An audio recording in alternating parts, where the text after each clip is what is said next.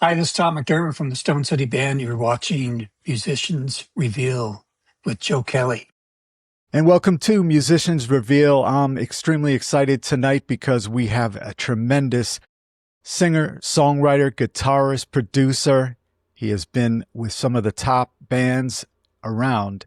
I knew him growing up, seeing him on stage and hearing all the records with Rick James and the Stone City Band. He's a founding member of the Stone City Band and still going strong with the Stone City Band, the Bad Boys of Funk. We welcome Tommy McDermott. Thanks, Tommy. Hey, thanks for having me. Yeah, we were talking off air about a little break before you go back out and hit the road. What do you have in store for touring coming up? We have Bethesda. We're going to be in the Tampa area. We got a few other things I can't remember it right now. I think Vegas, maybe California. Oh, you're gonna be in Vegas. Okay. Wow. Yeah. I'm going out there in March. I Yeah. don't know if it's in March. Yeah. My dad lives out there. Oh, nice. Yeah. So, well, Tampa's not too far from travel for you, so you're lucky on that point. Yeah, that'll be welcome sight. Yeah. How do you deal with the travel these days at a later point in your career? I mean, you did some heavy duty travel. Yeah. The traveling, it's not so bad, sometimes you can get, it's actually hasn't been that bad, it can get, like long days, when you're flying from coast to coast. And it just kind of wears you down a little bit, You got those layovers in Atlanta? Yeah, layovers are, but right. Basically it hasn't been that bad at all. Right. So the Stone City Band, who's in the current configuration of the band? We got Lannis Hughes, Nate Hughes, okay, Levi Ruffin, Danny Linnell, and myself. Okay. And you've got, the rest of the crew. You got ladies singing Tina Marie songs, which is great. Right. Yeah. Tanya. Yeah. Graham. Right. I saw a concert you just played recently, Stone City Band. I think it was not too far back, but Dayton, Ohio, the Levitt Pavilion, right? Yeah. It was, how's that venue? It was good. It was good. Had a lot of people there, Right. And you stood out on stage. You had the red shirt or jacket, right? Yeah. That's right. Hey, you got to go. You got to go with the flair. Yeah, that's right. The bling. The bling. That's right. The bling. So, let me ask you the early days as a musician. I know you grew up in California, but what brought you to that 6-string guitar? What brought me to play guitar? Yeah. I started listening to like the Rolling Stones, and that caught my interest. Okay. And then later on, I started listening to Wes Montgomery, and that's really when I, said, "Oh man, I got to learn to play like that," And this friend of mine, he showed me how to play octaves, and that's where it really started. The love of the guitar. Still today. Yeah. And Wes Montgomery. I saw a concert they were doing. I think the Wes Montgomery, his music, Russell Malone and Christian McBride. It was up at the Montreal Jazz Festival. Wow. I think they did some of that. Yeah. So that's cool. Right.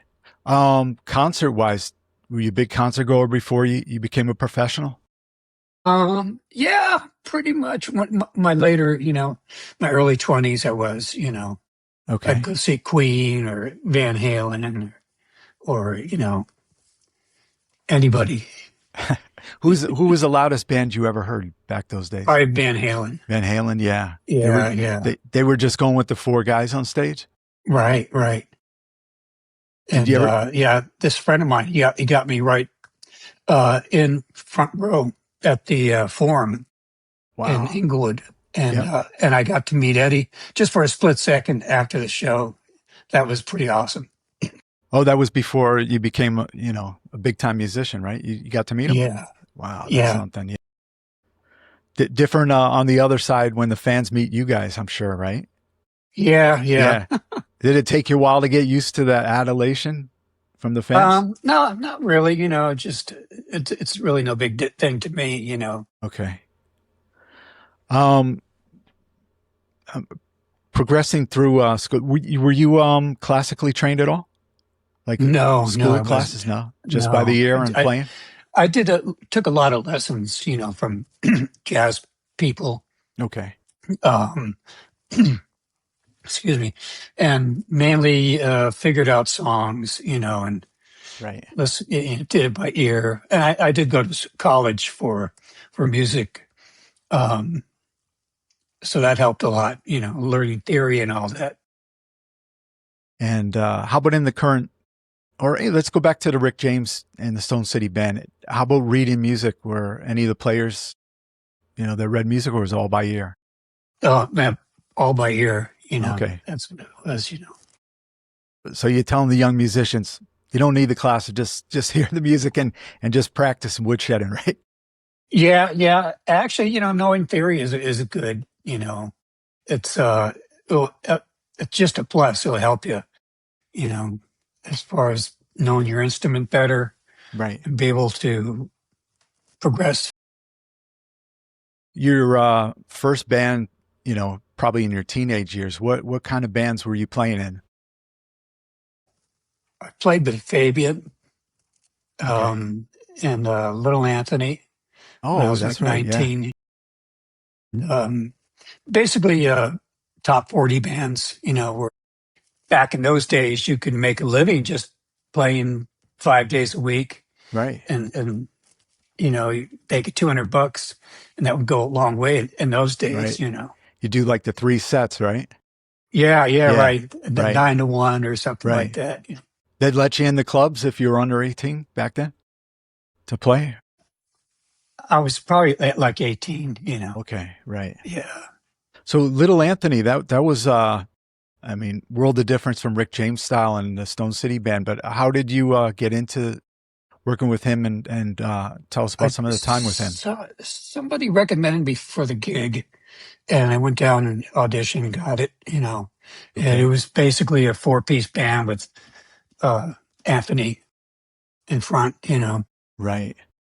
Yeah, he was he's a legend in the business, all Yeah, the and stuff he's that he still did. around too. Yeah, yeah. So um were you aware of Rick James around that time, or it took you a few years? I Yeah, actually, I had this friend of mine, Lisa Sarna. She was background singer for Rick, Okay. and they needed a guitar player, so she recommended me, and that's when I went down. This was after his second album came out, Bustin' Out, Right. and came down, auditioned, got the gig, and yeah, So the pretty audition, cool. yeah, what was the audition like with Rick and the Stone City Band? Basically, just go in and play the tunes, play the parts. Okay. So I had a woodshed, know the parts really well, Right. and that's what it's all about, Did you knowing have your to wait stuff. did you have to wait a long time to hear, or they knew right away you were the guy? Yeah, they knew right away. Okay, that's cool. Yeah. So what was your first experience in the studio with Rick and the Stone City Band? Mm. First experience in the studio, we did a Fired Up album, and that was pretty. I was in the record plant in Sausalito, California, Okay. Yep. and it was pretty challenging at sometimes. We really didn't have a full lock on the tunes. Everything was basically a sketch. Okay. He added certain things to it. We, come up with ideas and stuff like that. But it was fun. It was a lot of fun and a challenge. Yeah, and you got a lot of people in the band, and so Rick was he open to improvisation with you if you said, "Hey, let's go in this direction"? Yeah, he was open. With the Street Songs album, Right. uh, he relied on the band a lot. Right. Um, we uh, we just presented our ideas and went with it, and it all worked out really well because that was a good album for him, Yeah. you know. So Super Freak, correct me if I'm wrong. That was like the last song that they were going to choose as a single. Was I that guess true so. Yeah. Yeah. or something like that, right? Yeah. I guess back then the record companies still had their say what they wanted as a single. Right. Right. Yeah. Yeah. So, um, getting ready for tours, how strenuous and who led, was Levi leading the rehearsals or was Rick heavily Yeah. Pretty involved? much. We spent about a month and a half in rehearsals before the tour, and just going over everything, and just Yeah.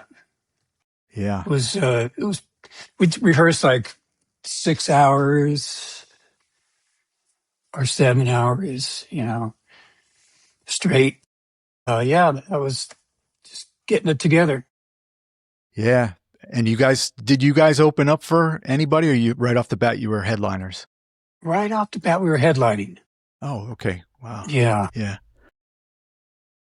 We've had several musicians who, and in fact, I interviewed somebody yesterday from the P-Funk realm. They were talking about the tour with Prince and Rick James and Mike Murphy from the System with Clear. I guess he was there during the tour.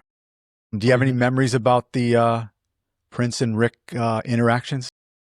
A little bit. This was a really nice guy. You know, we talked a little bit, you know, um, and I don't know really what happened. I don't know if Rip was jealous of him or, you know, thought he was a threat, you know, Right.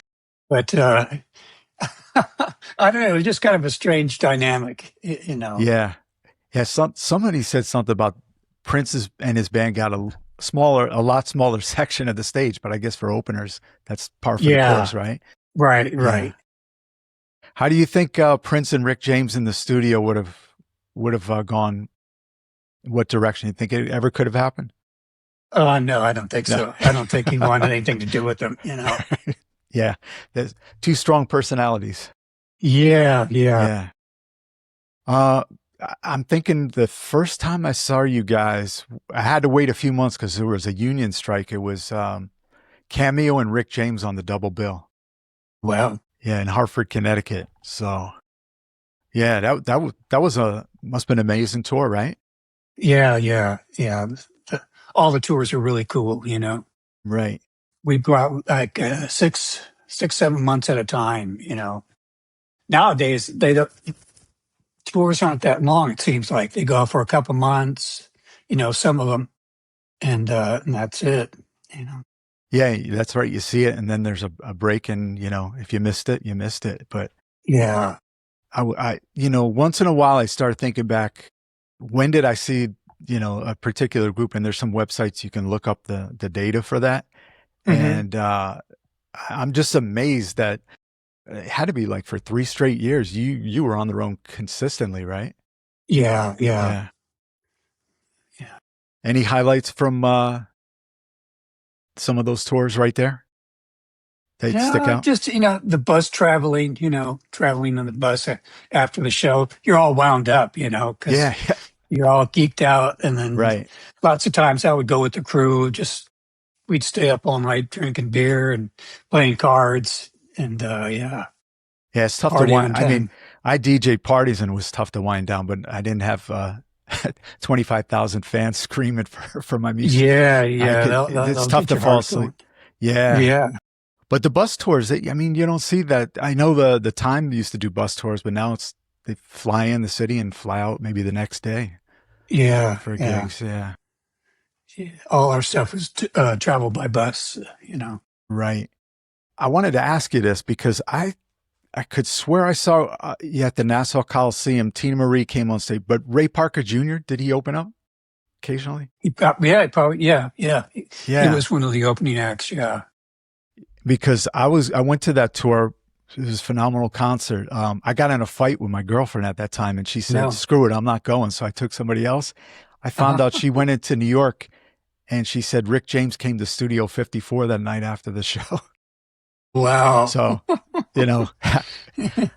I guess, she got a little revenge on me. Yeah. Yeah. that was his hangout. He liked to go there, you know. Right.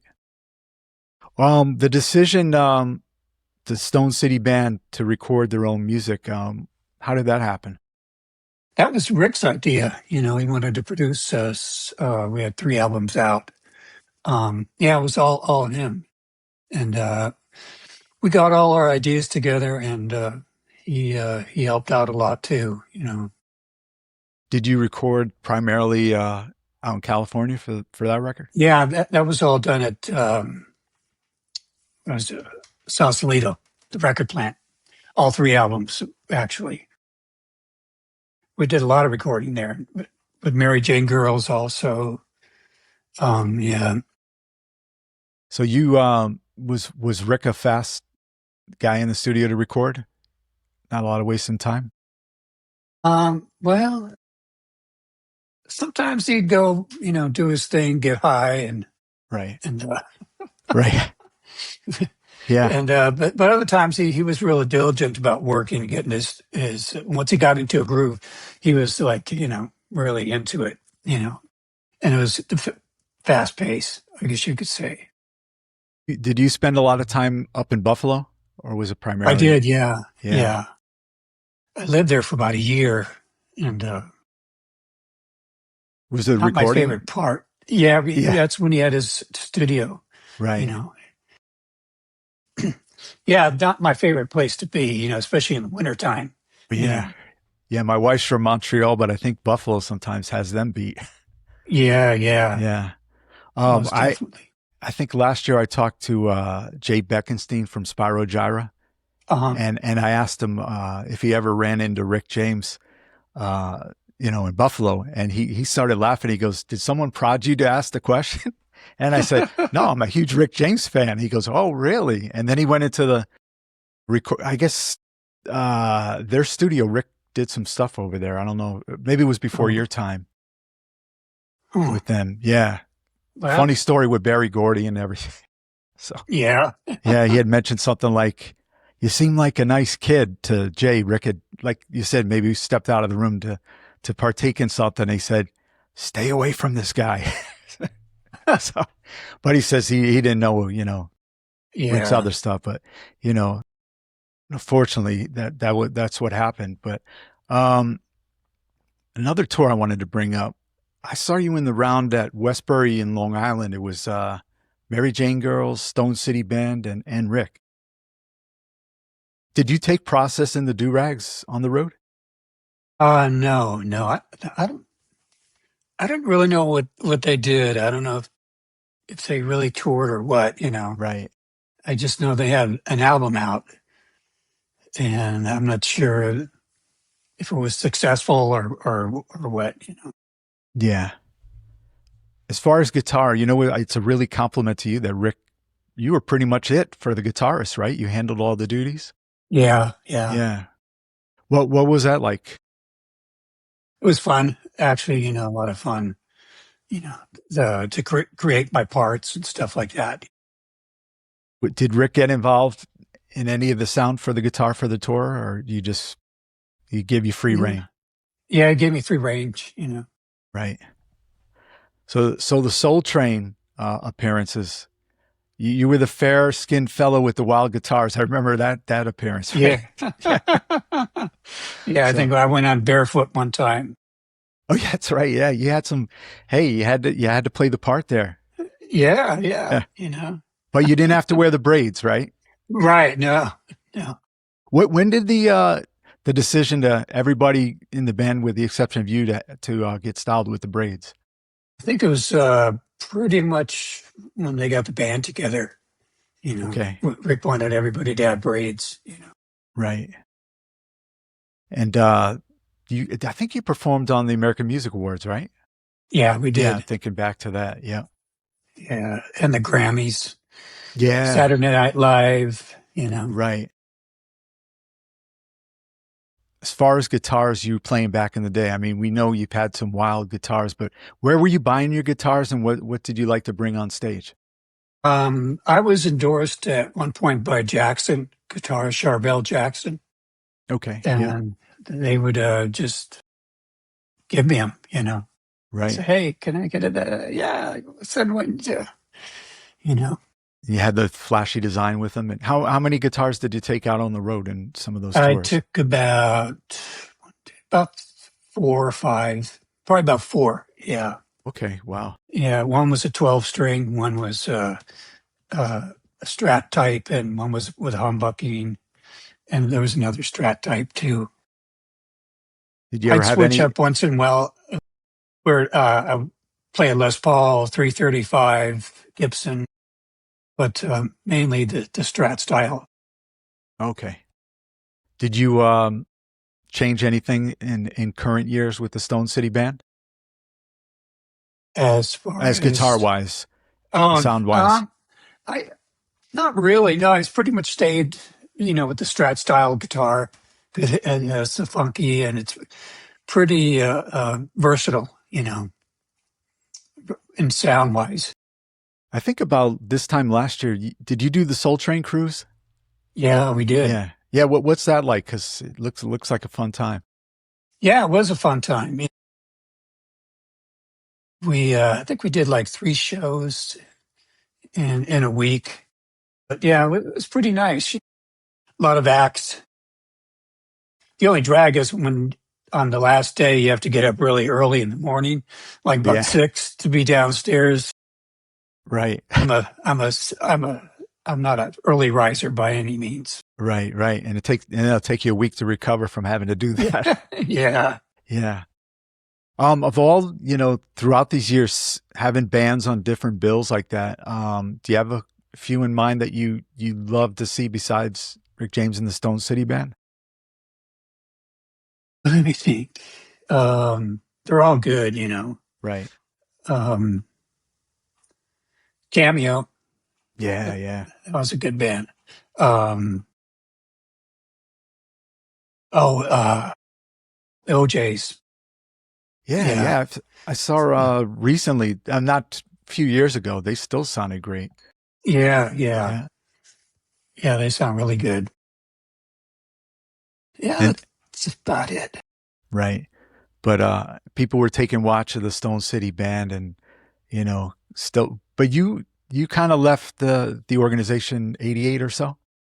Yeah. Correct. I went down on tour with, New Edition. Yeah, that's great. Yeah. I think I missed Yeah. you with New Edition, but tell us about working with them and what was different than time with the Stone City Band. Yeah. Those guys, they were good. They were hard to work with, because they wanted perfection every time. They Right, were right, just little kids, basically. right. But they did a good job. They really got their act together, and doing the dancing and the singing and Yeah. stuff. I mean, Ron DeVoe, some of Yeah, them can really still dance. Yeah. yeah, I know. Right. So, that the power of longevity, you guys are still going strong. Hmm. I remember seeing New Edition for the first time. This was a little earlier, probably their first or second album. And uh, before they got on stage, there was an announcement over the PA that was, if anybody in the crowd wants to be a bodyguard in front of the stage, come to the front of the stage. And my friend actually volunteered. He went up. He had his back turned to the show the whole time. I Oh don't know why he wow. did that. And I don't know why they let the fans be bodyguards, but it was Yeah, pretty much a scene back then. they opened up for us when they were kids at the time too. Right. Um, but yeah, they were good even when they first started out. It did the craziness behind the scenes was one of the reasons you wanted to leave. Yeah, yeah. Basically, um, What was Rick's reaction when you made that decision? I don't think he's too happy at all. But you got to do what you got to do. You Yeah, know, yeah. Um, upon because his he wasn't really doing anything at the time. right, He yeah, was in another world or something. yeah, yeah. I remember Linda. I'm from Connecticut, and Linda Blair was from Connecticut. So she Yeah. it was she came up with a lingerie line that she was Really? marketing at a lingerie store. So I'm in high school. I'm like, I'm a big Rick James fan. Me and my friend from high school, we went to the lingerie store. She's there signing autographs, and we had nobody to buy lingerie for at the time, so we didn't buy any. I went up to her and she signed it. She was real nice, and I said, "Oh, I Yeah. read in Rolling Stone Rick cleaned up his act at the time," and she said, "Yeah, that's great. About time." But yeah, she was. Did she come around the scene when you guys were touring? I did see her a couple times, you know. Right. Um, yeah, but I'll never forget the Exorcist, that movie she played in. Yeah. Yeah. That freaked me out when I first saw that movie. Yeah. There's some movies that just like, or the Jaws, the shark biting the leg or something in the movie. Yeah. Yeah. Wow. With all the, everybody's aware of Rick's, excessive use in a lot of stuff, but what do you think people would be surprised to know about musically that stood out, maybe on stage or in the studio? On stage, he had like tremendous amount of energy. I'll look at some clips now and think, my God, he really went all out. Um, Right. and man, yeah, he was a great performer. Yeah. He really got the crowd going. And yeah, he was, yeah, phenomenal. And you did the studio work with Eddie Murphy as well, right? Yeah. Yeah. Yeah. Was that in Buffalo? Yes. Yeah. At Okay. Rick's studio. Right, right. How was that Eddie as a musician back then, singer and stuff like that? Um, Yeah. he, he was Enough said, enough said. he made it through, you know. Yeah, yeah. Well, he He had he made had it as far. great backup. So Yeah, yeah. yeah. And nowadays it didn't matter if you had to sing, I guess. Right, They would right. With fix it. auto tune and everything. Right. Um, with all those shows, how did you decide to get the Stone City Band back together, and how far does it go back? Let's go back on the road. God, about 15 years ago, I think, Okay. we started back up, and or it may be more than that. But yeah, we just started playing around a few gigs, and doing more and more, which is nice, because there were a lot of hits we played on. "Give It to Me, Baby," "Super Freak," "Get a Life," Right. a bunch. Throwdown. Yeah. Yeah, Right. That was I wanted to ask you about Grace Slick being in the were you in the studio when she was singing No, I the vocal wasn't. albums? No, Oh, okay. Yeah. no. Yeah, those records Cold Blooded. What was the last record that you worked on? Ah, I can't remember. I think Was it Glow? flat No, might no. have been Or Wonderful. Glow, Wonderful. It might have been that, Right. or it might have Yeah. been the one after that. I'm not sure. Yeah, I see on the credits for Wonderful. Yeah. Okay. Yeah. Don't feel bad. I had Patrice Rushen on last year, and I studied all their discography, and I said, Yeah. "Oh, did this record come after this record?" She goes, "You know what? I don't know." So, her own record, so I don't feel bad. Yeah. Yeah. I mean, so much music. I mean, you've been involved in. I mean, it's mind Yeah. blowing. Yeah. For longevity like that, you, Levi, and Nate Hughes, and going strong years later. What do you attribute that to? Just the drive to play music. You know, Something that I love to do. Like we all love to do. Right. You know. Have you seen the current audience evolve from differently than when you first went out with Rick? They're older. Yeah. Older crowd. Right. But even there's younger people too that still, can relate to the music. Yeah, I mean, of all ages, they come out and enjoy it. You mentioned like when you were growing up out in California and the Forum and stuff. What are some other venues out there that you really love going to see musicians play? Oh, there's a place called the Baked Potato. Yeah, I've in got records from there. Studio Yeah. City. Oh Right. man, that was my hang for a long time. Where I'd see Larry Carlton, Lee Retenour, and all the cats. Did you see Schofield ever out there? No, I didn't. Oh, No, okay. Yeah. He's a great player. he is. Yeah. He was, I interviewed him when I was in Connecticut, But and yeah. I went to his record release party in New York at some club there, and, real nice guy. Hmm. Yeah. All that history, right? Yeah, Yeah. yeah, Did you buy a lot of music throughout the years yourself? yeah. CDs, cassettes, and stuff. Right. And I still do, That's cool. downloads and stuff. Right. So kind of feel guilty at times when I have Apple, the iTunes, Well, yeah, right. and Yeah. you get to download any album without paying for it. But if it's something I like, I'll buy it. Right. Yeah. What do you prefer, putting the needle on the record or listen to an MP3? MP3 is fine. Okay. Yeah. So, does your music sound? Do you notice a big difference between the different mediums like that? Not really. No, Oh, I okay. don't. Right. I got to thank. I don't know who runs your Facebook page for the Stone City Band, but they put up the Minneapolis Sound Museum for Jelly Bean Johnson. Yeah, he was a good friend of ours, and Yeah. he passed in November. So, yeah, Uh, whoever runs it, thanks to put that tribute up to him. Yeah, he was a big fan of you guys. I'll tell you a quick story about that.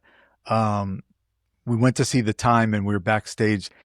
I brought up the Germany performance. Well, it was Rockoplast, right? uh, And he just was going into detail. He loved that performance. So, did you do dates with The Time? Or no, we didn't. you never on bills together? No, not that I know of. Oh, okay. Yeah, yeah, I don't think so. How about your own music? Have you been recording through the years? Yeah, I've got a couple things out on iTunes. Um, yeah, mainly I've gotten lazy to write, as I'm just practicing a lot every Right. every day.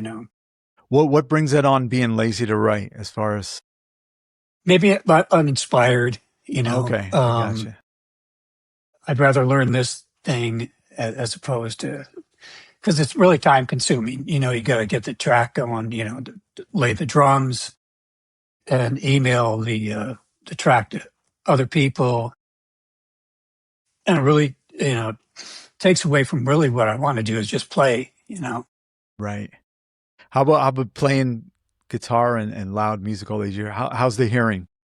Hearing, it's suffered. I got Okay. tinnitus. Oh, You Pete know, Townsend, right? He had that yeah, real yeah, bad, yeah.